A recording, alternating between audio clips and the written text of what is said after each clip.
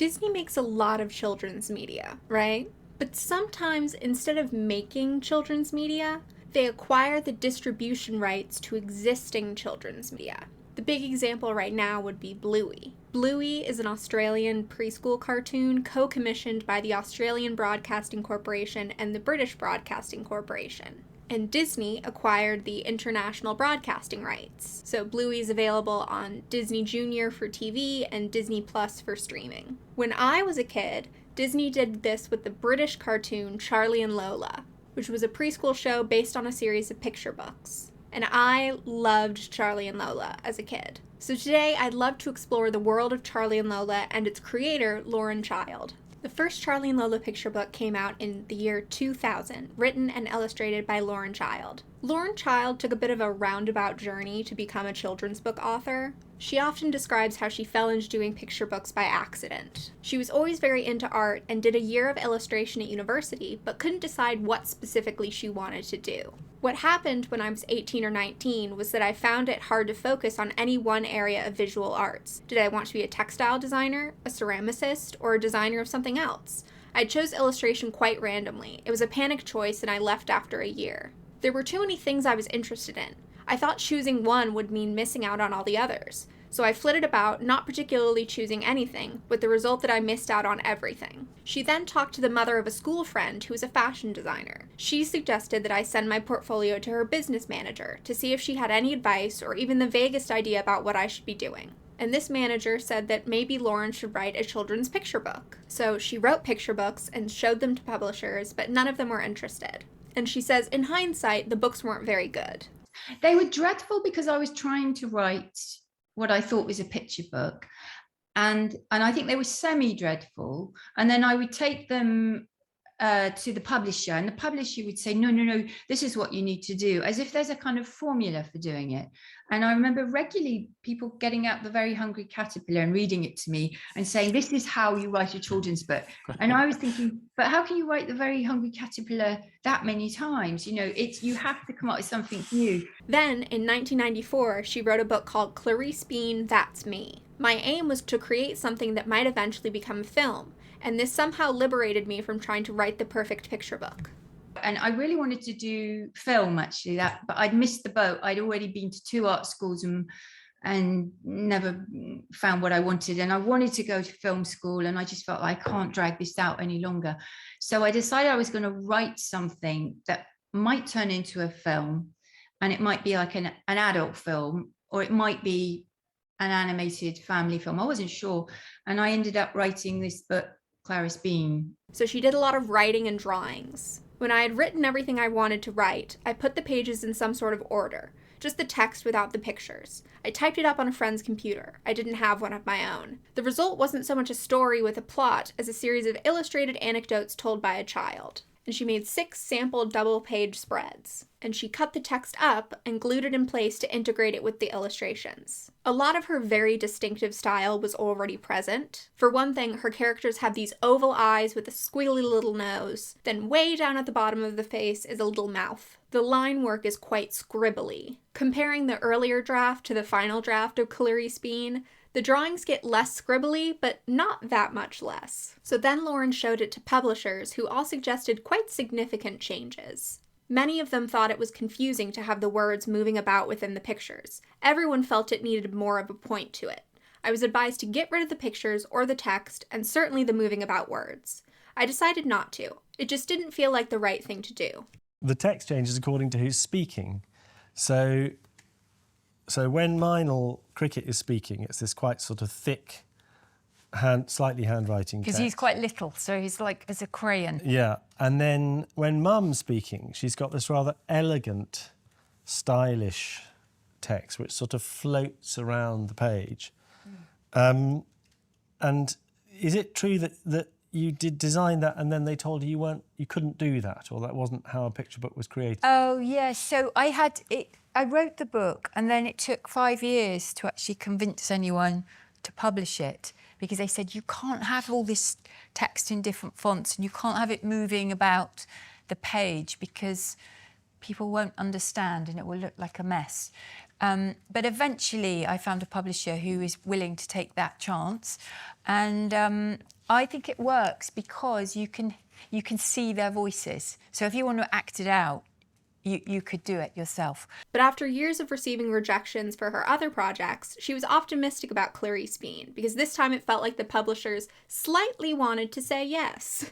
Then she met a publisher named Suzanne Carnell, who offered to edit it for her. Edit it, not publish it. Suzanne rearranged the pages so that it now had a plot about a quest for peace and quiet, which helped tie it together. And then nothing happened with Clarice Bean for about 4 more years. In the meantime, Lauren Child started a lampshade designing company with a friend, got a job as an artist's assistant, and another job as a receptionist in a graphic design studio. She also wrote a simpler book called I Want a Pet, with simpler illustrations and no integrated text. She had been told that animal books were much easier to get published. Then in 1998, a publisher said yes to I Want a Pet, and later Orchard Books said yes to Clarice Bean. They were both published in 1999. And even though I Want a Pet was published a few months earlier, Lauren Child considers Clarice Bean to be her first book because it was written first. Clarice Bean was shortlisted for the Kate Greenaway Medal, a British award that annually recognizes distinguished illustration in a book for children. She says, "This had a huge impact on my confidence and my future publishing opportunities," which you can tell because between the years 2000 and 2005, she published a lot of picture books, including 2 more Clarice Bean picture books, My Uncle is a Hunkle in 2000, and What Planet Are You From in 2001. And she also published 3 Charlie and Lola picture books. The first Charlie and Lola picture book came out in the year 2000, called I Will Not Ever Never Eat a Tomato, which here we get into localization because the American version of this book is called I Will Never Not Ever Eat a Tomato. When Patrick was introducing, he slightly fudged I will not ever, never eat a tomato, which a lot of people do. Adults find that very, very difficult to say for some reason. They get very panicked by it. But is it true that in America it's called I will never, not ever eat a tomato? Yes, it is. And in England it's called I will not ever, never eat a tomato. Yeah. Why is that? Do you have any help with that? They don't like the grammar. And so the copy that I have has the American title, and the characters say mom instead of mum, which is weird because Charlie and Lola in an American accent sounds very wrong to me. They don't say mom. Mom, Charlie and Lola have been localized. The book follows Charlie, who's 7, and his little sister Lola, who's 4. I definitely always thought Charlie was older than that. He's very patient and mature for a 7-year-old. I think maybe he was aged up a bit in the TV show. My mom agreed. She thought he was 10. Charlie always addresses the reader or viewer at the beginning of a Charlie and Lola story. I have this little sister Lola. She is small and very funny. And he provides some amount of narration about what is going on. So in that sense, he's kind of the main character because he's the narrator and the point of view character. In this book, Charlie says that Lola is a very picky eater and doesn't want to eat her dinner because it's all foods that she doesn't like. Actually, it's not really foods that she doesn't like. I think we're meant to understand that she's never tried these foods before, but she just doesn't trust them looking at them. You know how kids are. So Charlie comes up with a bunch of whimsical other things that the foods could be. Those aren't carrots, they're orange twiglets from Jupiter. Those aren't peas, they're green drops from Greenland. And then Lola is willing to eat all these different foods. The inspiration for the character design came when Lauren Child was on a train in Denmark and saw a little girl. She had very blonde hair and pointy eyes like an elf. She was coloring and sticking while she chatted nonstop. Her parents were trying very, very hard to read their books. Although I couldn't understand what she was saying, there was something about her that was mesmerizing, and she had a cheekiness about her that was attractive.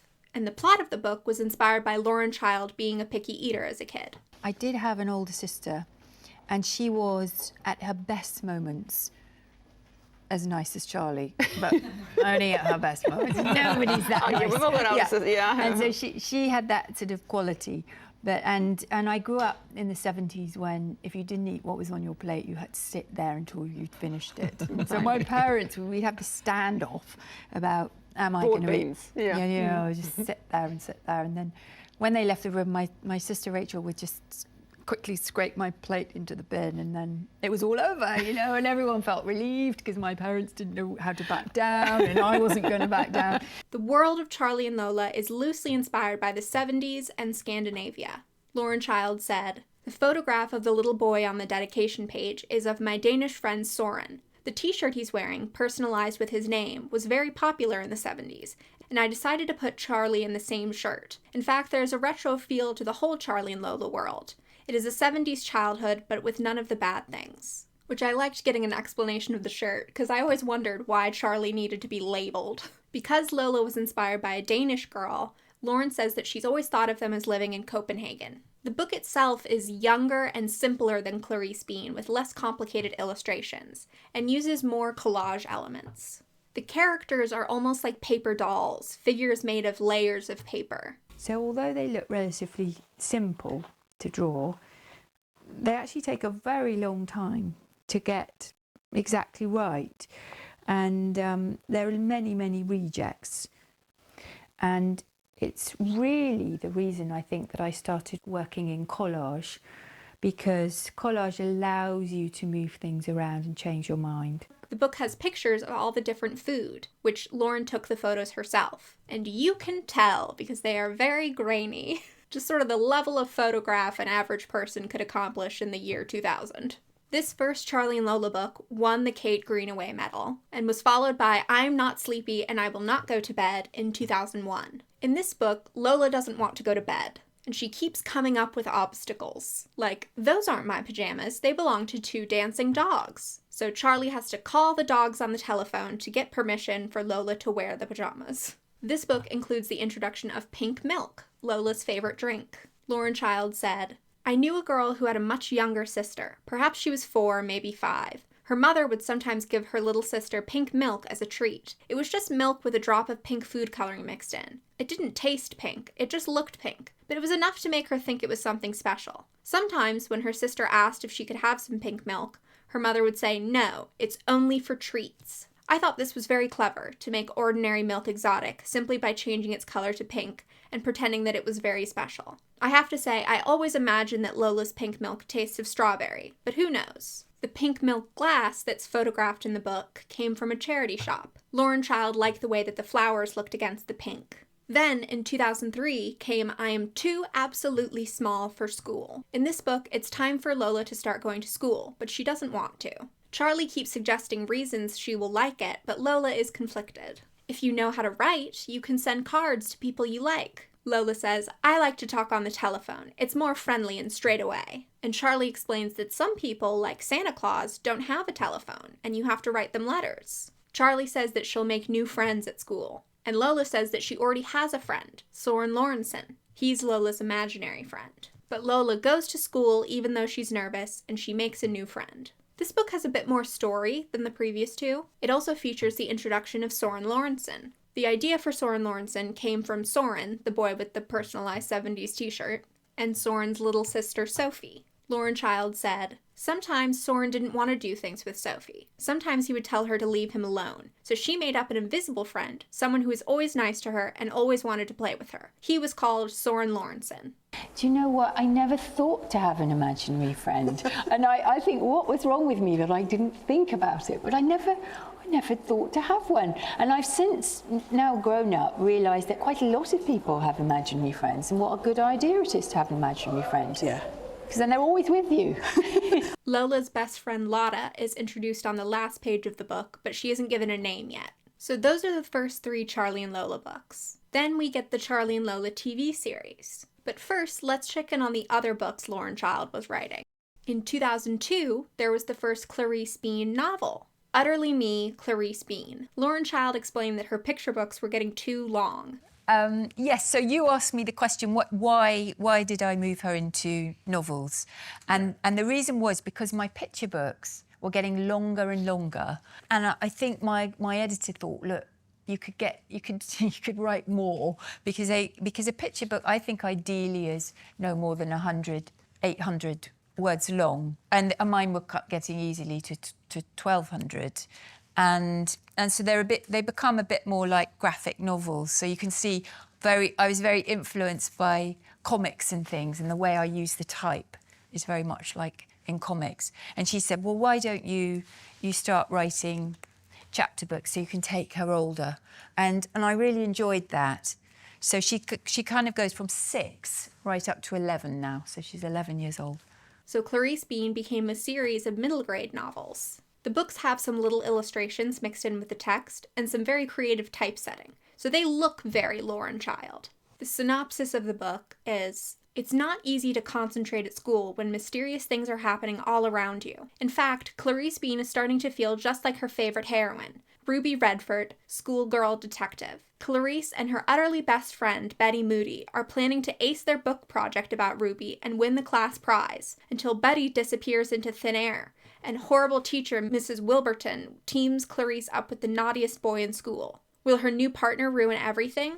Will Betty ever come back? And what on earth happened to the silver trophy everyone's hoping to win? In 2004 came the next book, Clarice Bean Spells Trouble. Clarice Bean seems to be in non-stop trouble these days, almost as much as Carl Renbury, who is the naughtiest boy at school. If only she could be more like her favorite book character, Ruby Redfort, girl detective, who is very good at getting out of trouble. The problem is, Mrs. Wilburton is planning a spelling bee, and just thinking about it gives Clarice a stomachache. But when Carl Renbury has a family problem and gets into really big trouble, Clarice does something utterly unexpected, altruistically proving Ruby Redford's maxim, never let a good pal down. This is the Clarice Bean book that I had. I recognized as a kid that the cover was done by the Charlie and Lola artist, but I didn't really understand that she had written it. And I definitely didn't understand that it was the second book in a series. In this book, Clarice Bean is excited that her favorite book series, Ruby Redfort, is being made into a movie. Ruby Redfort is an American child spy. And when I was a kid, sometimes I'd come across made-up things and just assume they were real things that I hadn't heard of. So I remember Hannah Montana. Disney was like, she's a famous pop star. Here she is, performing concerts. And I was like, okay, I guess. Well, I remember when Clarice Bean talked about Ruby Redfort, I was like, I've never heard of those books, but I guess. Then the next book, Clarice Bean Don't Look Now, came out in 2006. Always remember, it's the worry you have not even thought to worry about that should worry you the most. Clarice Bean has a list of worries, such as worry number 19, Robert Granger, will he ever leave her alone? Or worry number 9, large-ish spiders. But lately, worry number 3, change and how it sometimes comes along when you least expect it. I didn't read any of the novels for this video. We were on a bit of a time crunch. But I could in the future if you want me to.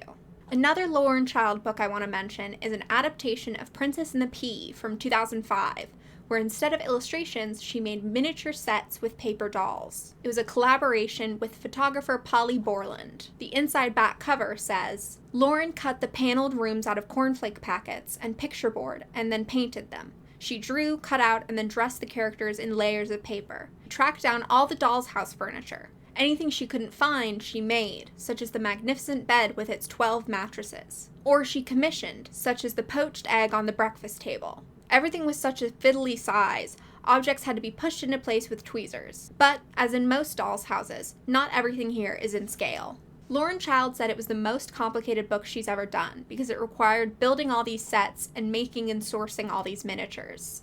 And I learned that Lauren Child is very into miniatures and doll houses. In 2015, she did a documentary with the BBC called The Private Life of a Doll's House. Shaw is home to Pat Cutforth. She's been building dolls' houses for many years. She passed on these skills to me when I was a child and changed my life. Pat is the one who first gave me confidence in my ideas and the skills to realise them. I've been building my own doll's house world in Pat's workshop for 30 years on and off. In it, she goes to a dollhouse museum exhibit, a dollhouse festival where you could buy miniatures, and shows her own dollhouse.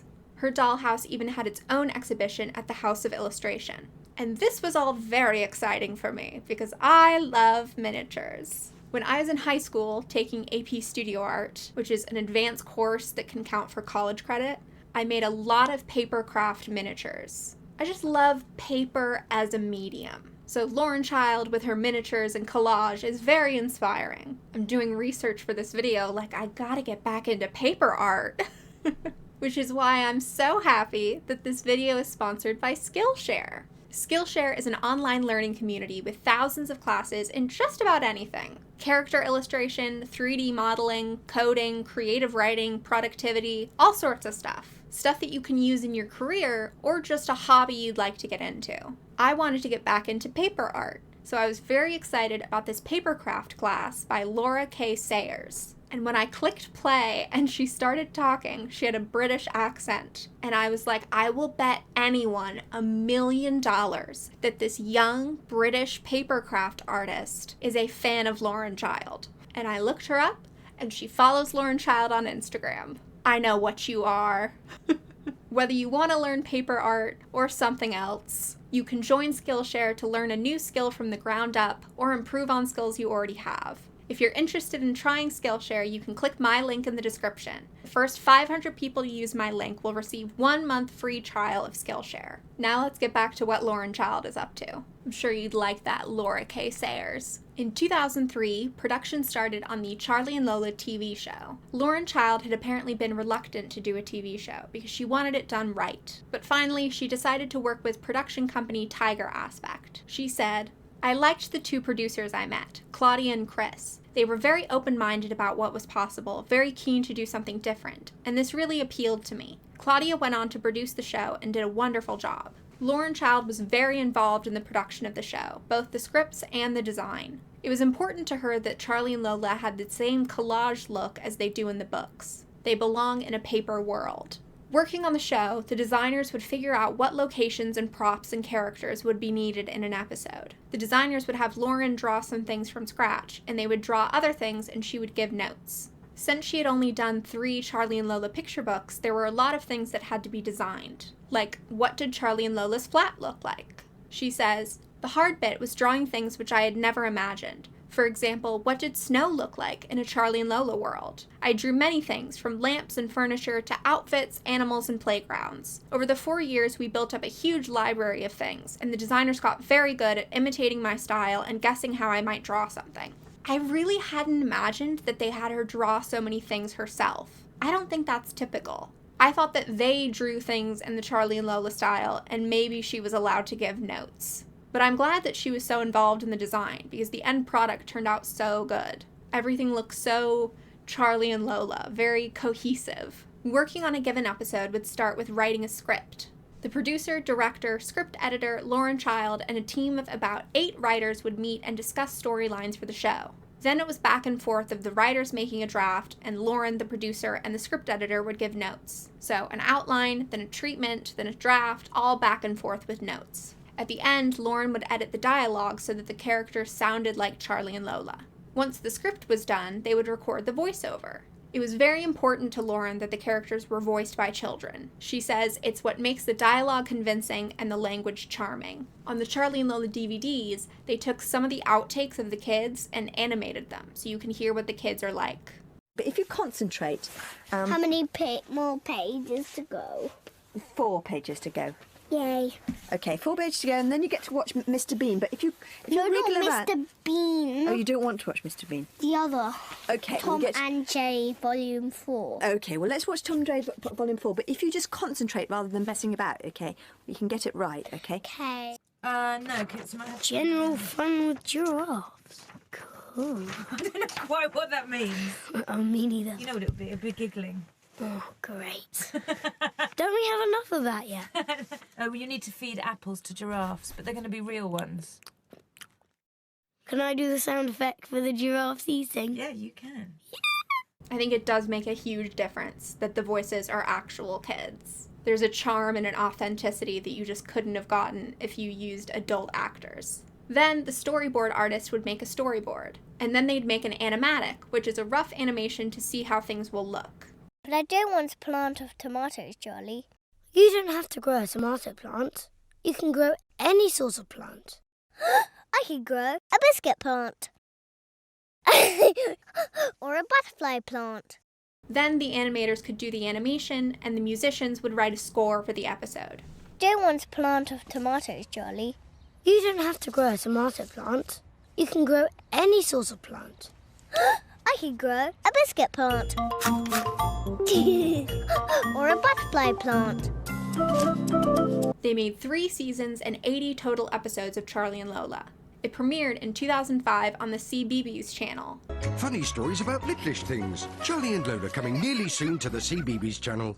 cbeebies is the BBC Kids channel. Very cute name. And then Disney got the rights for the US, so it also aired on Playhouse Disney. Get to know Charlie and Lola starting Monday at 9:30, 8:30 Central inside Playhouse Disney. The show follows Charlie and Lola getting into low-stakes adventures and imagining fun situations. Lauren Child said, "I wanted to make sure that we dealt with the everyday things that a 4-year-old and a 7-year-old encounter. The episodes should tackle tiny subjects. For the characters, we have Charlie and Lola, there's Lola's friend Lotta, and Charlie's friend Marv. And Marv has a sausage dog called Sizzles. Finally, there's Lola's imaginary friend Soren Lorenson. There are a few other characters who are in like 1 or 2 episodes, like Marv's little brother Morton, but that's basically it. It's a very small cast. And the adults are never shown in Charlie and Lola. They're referred to or just off screen, but we never see or hear them." I was setting out to show perhaps just 15 minutes in a child's life. So it happens to be about a brother and sister. I grew up as one of 3 sisters, and I was remembering the amount of time that I spent just with my sisters, which didn't mean that my mum and dad weren't there, but they were busy. They weren't playing with us. Like so often your parents are busy doing other things. And I wanted to show the conversations and the travelling in the imagination that happens between children that can never happen between adult and child. So it's very Peanuts in that way, which Lauren has said she's a huge fan of Peanuts, so that makes sense. Apparently a lot of people who watched the cartoon thought that Charlie was meant to be a girl, which I never thought. But I remember thinking that Marv and Lotta were siblings, because if Charlie and Lola were siblings, then obviously their friends are too, which is not how having friends works. An iconic thing about the show is the music. Lauren Child said, "I wanted the music to have a particular retro 1970s feel. It needed to be reasonably sophisticated, something which hopefully doesn't drive adults crazy if they hear it in the background." The show's intro is a 50-second instrumental, which I would consider one of the most iconic things about the show. Lola? Charlie!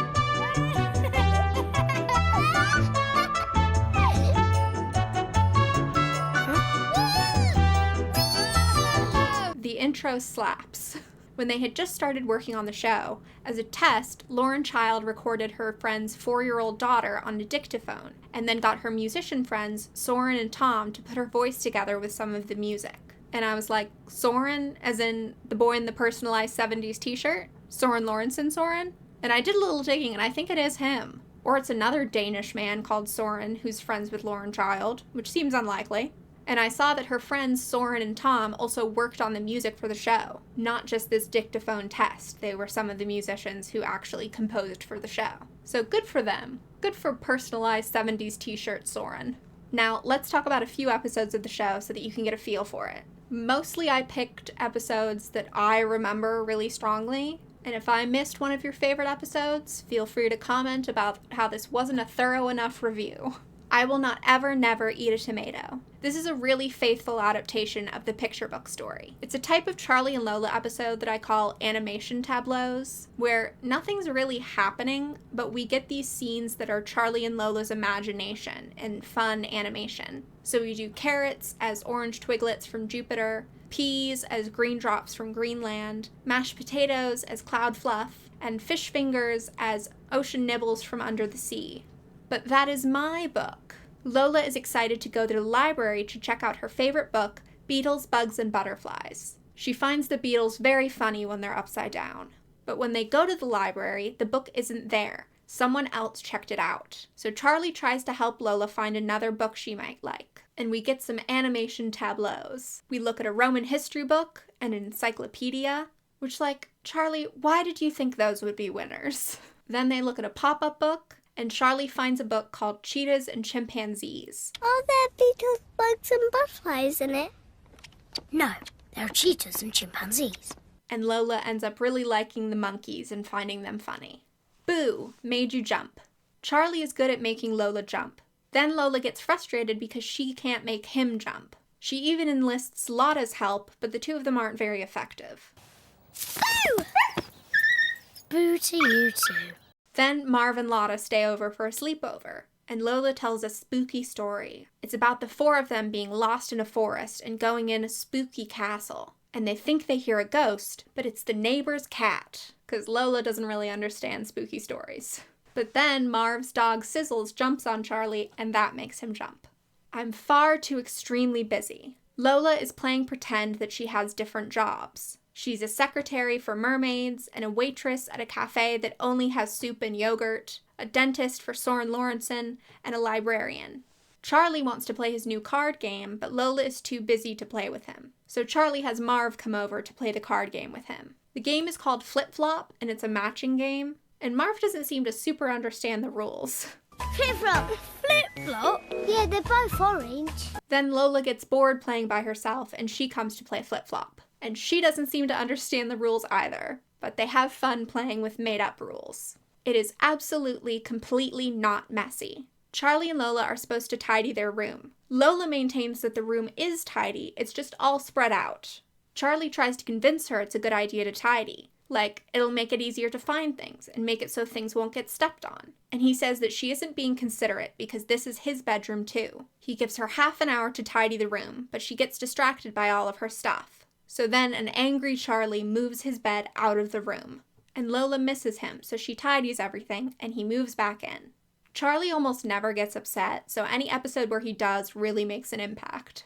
This is actually my party. Charlie is having a monster-themed birthday party, but Lola is overly excited and having trouble taking a back seat. She opens all of his birthday cards and then changes all of the party decorations to be pink and flowery instead of monsters. Then she opens one of his presents and wants everyone to play musical statues. When Lola blows out the birthday candles, that's the last straw. Charlie takes his friends outside to play monster tag. Then Lola puts everything back the way it's supposed to be. I know that the point of Charlie and Lola is that it's the kids working things out on their own, but I do think the parents let this get slightly out of hand. Lucky, lucky me. Charlie and Lola are going to see Bat-Cat, a movie about a superhero cat. But then things start going wrong. Like, it's raining and Lola gets pea soup on her dress, and the movie they're going to see is sold out. Then Lola finds a coin on the ground and buys a comic. But Sizzles the dog takes the comic and drops it in a puddle. You worry me sometimes, Sizzles.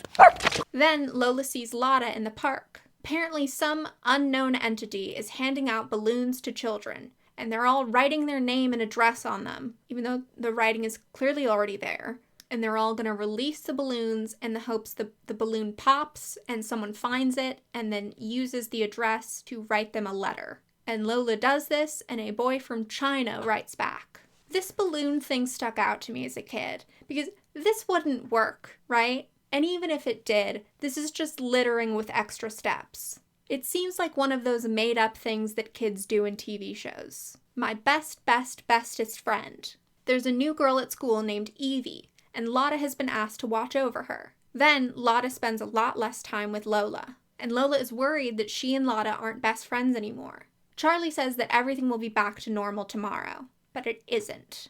And Charlie can't cheer Lola up. But then Charlie and Marv swing Lola around, and Lotta invites Lola over to look at the fish pond. It seems like Evie is a bit boring and not as imaginative and silly as Lola and Lotta. I wonder where that big fish is. He's probably snoring again. Fish don't snore, Lotta. My dad said fish don't even go to sleep. So Lola and Lotta are still best friends, and Marv and Charlie swing Lotta around too. This episode made me so sad. It felt so real. And Charlie not being able to help cheer her up. It's very much that idea of kids having problems that matter a lot to them. Like, thinking you're losing your best friend is the biggest thing in the world to a kid. Charlie is broken. Charlie and Lola are going to do a circus performance for their grandparents. Charlie is going to juggle and Lola is going to do a somersault, even though she can't quite manage it yet. But when he's playing soccer with Marv, Charlie breaks his arm. There's all sorts of things that Charlie can't do with a broken arm. So, Lorenson, I'm a bit slightly scared. Why are you? Because Charlie isn't Charlie anymore. He's broken. And Lola tries to cheer him up, which doesn't really work, and Charlie has to explain that he can't do the circus show. But Lola has him participate as the most still thing in the world, and then she accidentally does a somersault all on her own.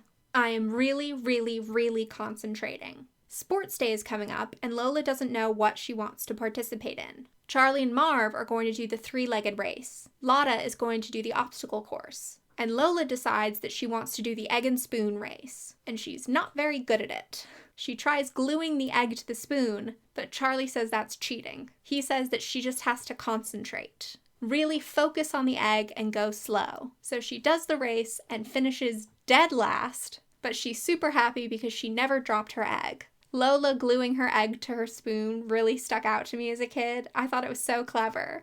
It's a very Taskmaster solution. What if I get lost in the middle of nowhere? Lola has lost her toy fox, Foxy, and now she's afraid of getting lost. The whole school is going on a surprise trip, but now Lola doesn't want to go because she's afraid she's going to get lost on the trip. So Charlie explains various preventative measures to avoid getting lost, like holding hands and wearing whistles. And he tells the story of Hansel and Gretel and leaving a trail to follow. It turns out that the school trip is to a hedge maze. Lola and Lotta make it to the middle of the maze, and then because they left a trail of pebbles to follow, they're the first ones out of the maze. I was very into mazes as a kid. I think partially because of this episode. I remember my parents got a coffee table book of mazes, like Amazing Mazes or something. Welcome to Lola Land. Charlie and Marv are learning Spanish, and Charlie explains to Lola that different places have different languages. He says that they speak Spanish in Spain, and I was like, yeah, I guess they do, because I'm from California, so I always think of, like, Mexico. When I took Spanish in high school, we only really mentioned Spain in terms of there's a vosotros form, and you don't have to learn that.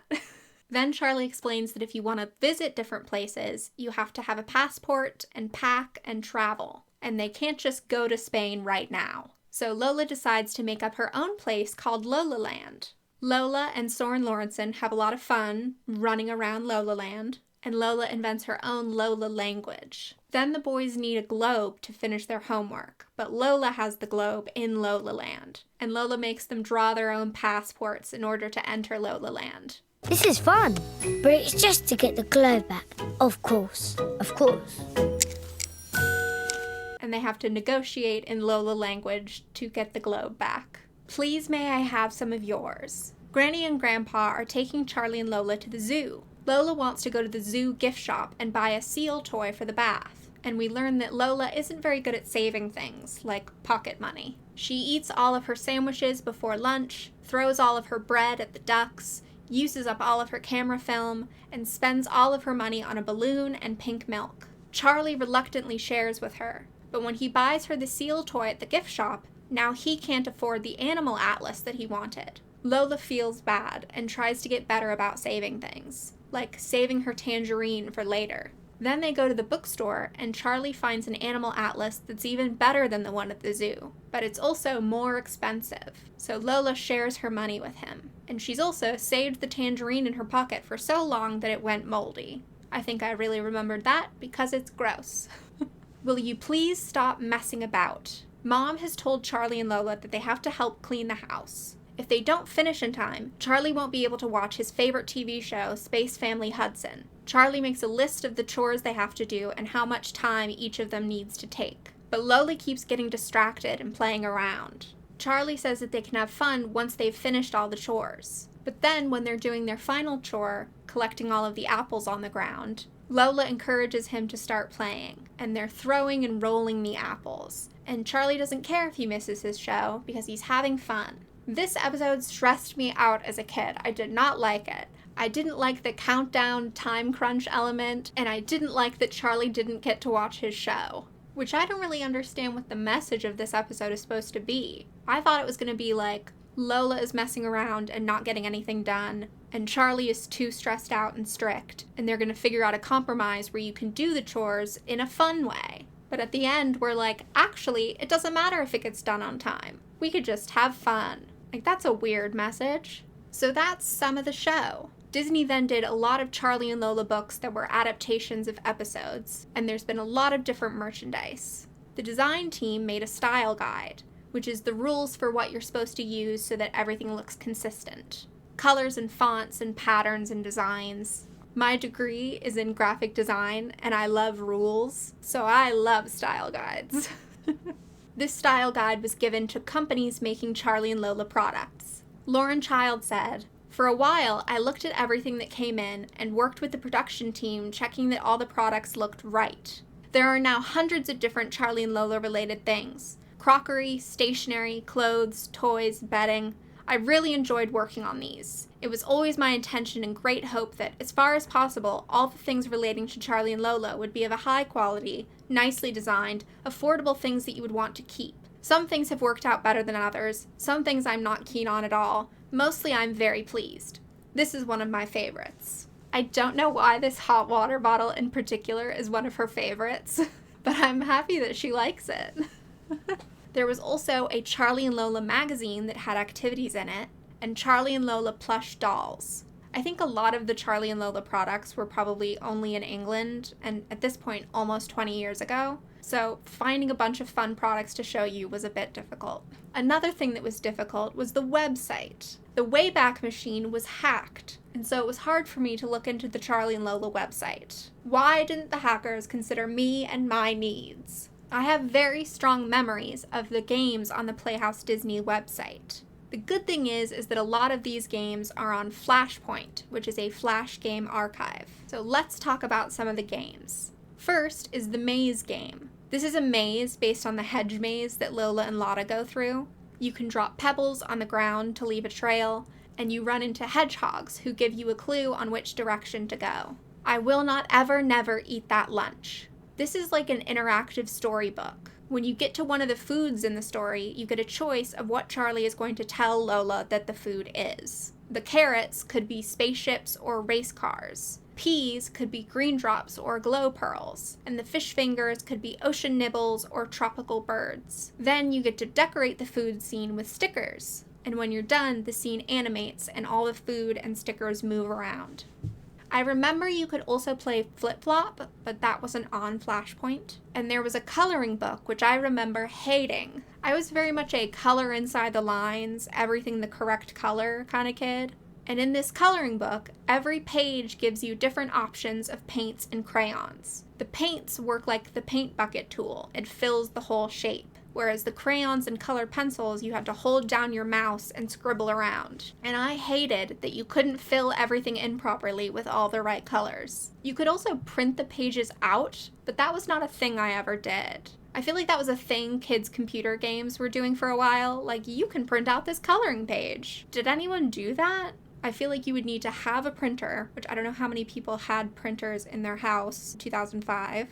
I think we did, but definitely not in a capacity that I would know how to operate it. So then I would have needed someone to help me. I know I'm gonna get comments like, I printed out things all the time when I was 4 years old. Cool. Then we get into games that I do not remember. And a lot of these games Flashpoint has credited to cbeebies and not Disney. So maybe they were on the British Charlie and Lola website. There is a music game, which is a Simon Says game where you have to press the same sequence of keys on your keyboard as Lola. Look After Your Planet, where you have to collect recycling falling from the sky. Butterfly game, where you paint one side of a butterfly wing and then it's mirrored and flies around. Cloud Hopping, which is a platformer where you play as Lola catching butterflies in the clouds. Dressing Up, where you can dress up Charlie and Lola in different clothing pieces. Germ Counting, where Lola is sick and you're counting the germs in Lola's mouth. You have to click on a germ and then have to say how many of that type of germ there is. Sock Pony Race, where Lola and Lotta are racing and you have to hop over obstacles. It's like that Google dinosaur game if the controls were dreadful and didn't work at all. And finally, What Makes Us Happy, where you can play as Charlie or Lola and you have to pick which item they like. So that's some of the games, which are a big part of my Charlie and Lola memories. Then, Charlie and Lola had theater productions. Now catch them live on stage in Charlie and Lola's Best Bestest play in Singapore from the 31st of May at the DBS Arts Centre, home of SRT. Charlie and Lola's Best Bestest play in 2008, and Charlie and Lola's extremely new play in 2012. They are puppet shows with these two-dimensional paper-looking puppets, with music by Julian Butler. I couldn't find any clips of this show, well, other than this 11-second clip, which is totally useless. So I don't know how the puppetry came across, but I think that's a really clever way to do a Charlie and Lola stage adaptation, as opposed to having people in like Charlie and Lola mascot suits. Even, looking at those Charlie and Lola plush dolls, they don't really translate. So much of the Charlie and Lola charm is that paper-looking art style. Then, over the years, we've gotten 3 more Charlie and Lola picture books, excluding, the show tie-in books and whatever, 3 mainline Charlie and Lola titles. In 2010, we got Slightly Invisible, where Charlie and Marv are playing and don't want Lola to bother them. They make an invisibility potion to look for strange and tricky creatures, but Lola and Soren Lorenson end up helping them and they have a tea party with the creature. I couldn't get a copy of this book in time for this video, and so I was reading the synopsis, what are they talking about? And I found those, YouTube videos where people read storybooks out loud, and I was like, oh, this book is just kind of weird. Okay. In 2015, we got One Thing, which is a counting book. I wrote it a while ago, probably about 12 years ago, at a time when I was writing lots and lots of different ideas that might work with Charlie and Lola, because it's always about the little things in life. And numbers, I thought, were a wonderful place to start a story, because I think when we start out in life, people are always counting to us. It's something that we understand from a very, very early age, the sort of 1, 2, 3 of things. And in 2017, we got A Dog with Nice Ears, which is about Lola wanting a dog. It's really about Lola's longing to have a dog of her own, and her parents say absolutely no dogs, which is what my parents said to me. And so we never had a dog. And now my 7-year-old daughter and I long to have a dog. And we could have a dog because I'm in charge, but I always worry about all the things that might be difficult about having a dog. And so the same is true of Charlie and Lola's mum and dad. And so they're saying no.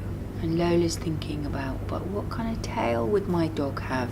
And based on her Instagram, Lauren Child is working on another Charlie and Lola picture book now. In 2017, Lauren Child was made the Children's Laureate, which is awarded in the United Kingdom once every 2 years to a writer or illustrator of children's books to celebrate outstanding achievement in their field. So she held the position from 2017 to 2019. As laureate, she talked about the need for children to be allowed to be creative without being micromanaged and directed. She also discussed child poverty. Children can't learn if they are hungry, said the author, who has worked with UNESCO on its Education of Children in Need program. How can we expect them to take on all this information when they are going without anything to eat? Lauren Child also wrote another series of novels. She had written 3 Clarice Bean novels, which all mentioned the book series Ruby Redfort.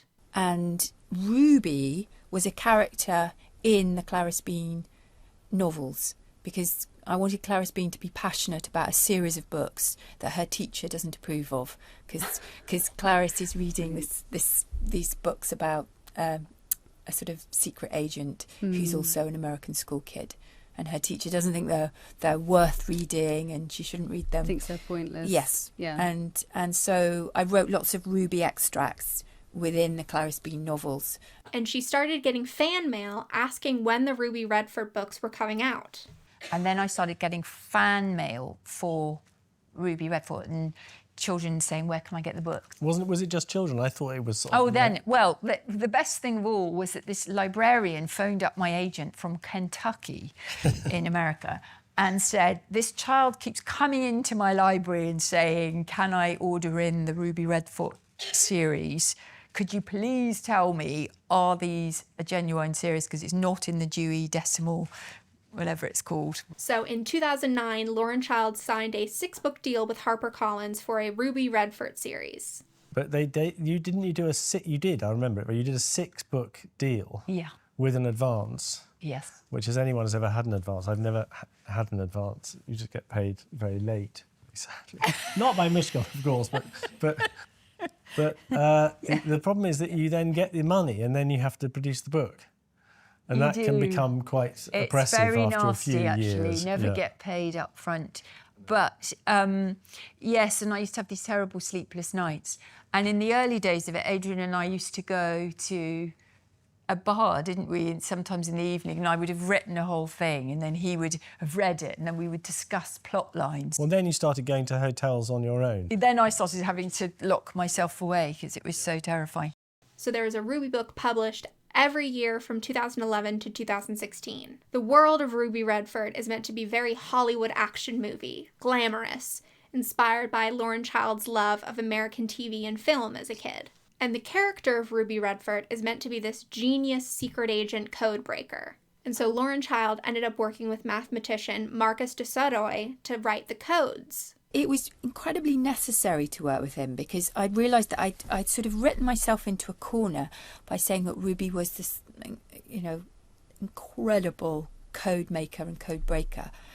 And then to convince the reader that she's really good at coding, that's like another level, isn't yes, it? Yes, it's like another level, and she's a genius. I'm not a genius. How do I get that across when you're reading the books? And so I spoke to my publisher about it, and I said, I think we need a genius because otherwise I'm not going to convince anyone that Ruby's a genius.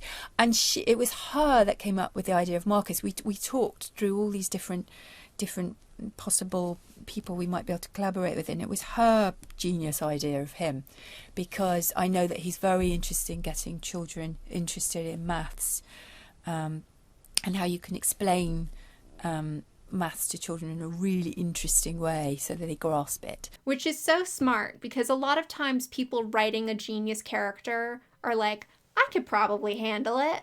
And then the genius character is lame. So just outsource the genius. Lauren Child has also done some illustrated editions of classics. She did an illustrated special edition of Mary Poppins in 2018.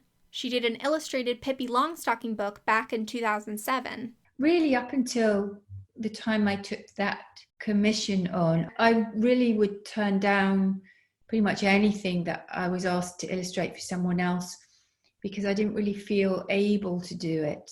But when Pippi came along as a possibility, and I remember my agent saying, I'm sure the answer is no, but OUP were wondering if you'd illustrate it. And I said, yes, absolutely I will. And it was because I knew that character inside out from being an 8 or 9-year-old when I first read it. And then came back to it and did Pippi Goes Aboard in 2020. I'm mainly mentioning this because she has 4 videos on her YouTube channel showing the creative process for the newest Pippi book, which I recommend you watch. They're short videos. The 3rd video is talking to the graphic designer and he explains how the book is designed, which I completely nerded out over. Then there's been 3 more Clarice Bean novels. Clarice Bean, Think Like an Elf in 2021. Clarice Bean usually looks forward to Christmas, except this year it's going to be a quietish Christmas in her house, which doesn't feel right because Christmas is all about noisiness and being full up and family. And without those things, she's going to have to try exceptionordinarily hard to stop the Christmas spirit completely floating away. But luckily, there is no one in the world like Clarice Bean, and she is going to think like an elf, and that means everything will be a-okay, won't it? Then Clarice Bean Scram in 2023. Nothing ever happens except for sometimes, and only on rarish occasions, which is hardly ever. It's sweltering hot, and Clarice Bean is bored, and boredom can lead to trouble, and trouble can lead to people getting very mad at you. Not good when the person who's mad at you is your sister, and she has this thing you want most of all, a pair of roller skates. How can Clarice make things right when there's this dog who won't stop following her around? Doesn't he have a home of his own to go to? She's told him to scram, but he just won't listen. And then most recently, Clarice Bean's Smile in 2024. Clarice is thinking about all the endangered things, the big creatures, the little creatures, the plants, and the trees. If only she could stop daydreaming, she might come up with a subject for her big school assignment. Or is daydreaming part of the creative process? Meanwhile, it's not just the planet that needs help, there's her whole family too. Like a forgetful granddad who keeps falling, and a dad who is literally getting sick from a stressful office merger. Whatever that may be. As of the time of this recording, Clarice Bean's Smile is the most recent thing Lauren Child has published. Overall, Lauren Child seems like a really cool lady. A cool, busy lady. Charlie and Lola is such a fantastic series, and it's so lucky that everything lined up so that the books and show could happen the way that they did. There's this quote from Lauren that I love. I think of that tiny Danish girl from time to time. I still have a picture of her in my head, and I sometimes think it is strange that there's this person walking about who has no idea that she inspired a series of books and a whole TV show about a girl called Lola, which, if you had to unknowingly inspire something, inspiring Lola is kind of the best case scenario. Thank you so much for watching. I wanted to make a Charlie and Lola video, which sort of spiraled into the career of Lauren Child. Hopefully that was okay. If you enjoyed this video, you can subscribe. I'm Sarah Seraph on all social media, even if I don't post much. And I don't know how to end a YouTube video. So, bye!